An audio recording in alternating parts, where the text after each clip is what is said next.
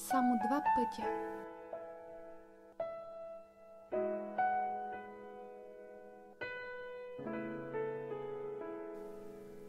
Само два пътя се простират пред човека, но дали ще избере той правата пътека?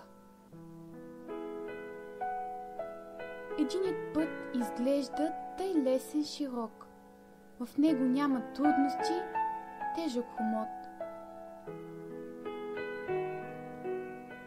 Но дори да се вижда прав на човека, в пътища към смърт води тази пътека. Той е път блестящ, в който ходи света, но краят му води към мрачна съдба. Хората забързано по него продължават. Къде са се запътили, те не осъзнават.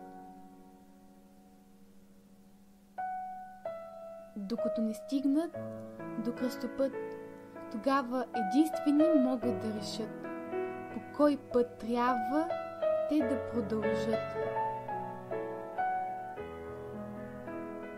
Втория път въобще не е лесен. Той е тъй дълъг и толкова тесен.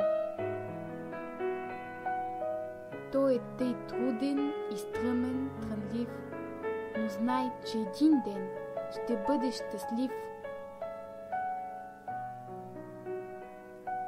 И може би често за тебе е път без надежда. Но Бог със своята мощна ръка към тебе се свежда.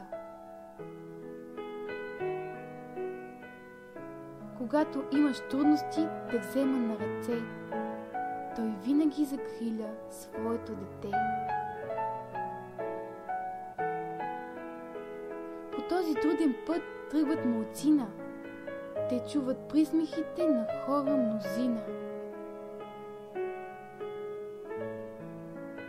Но с Божието Слово всички трудности преодоляват и въпреки всичко напред продължават.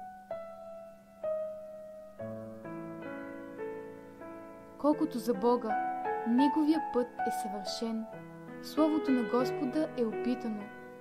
Той е щит на всички, които се уповават на Него. Ще ми явиш пътя на живота.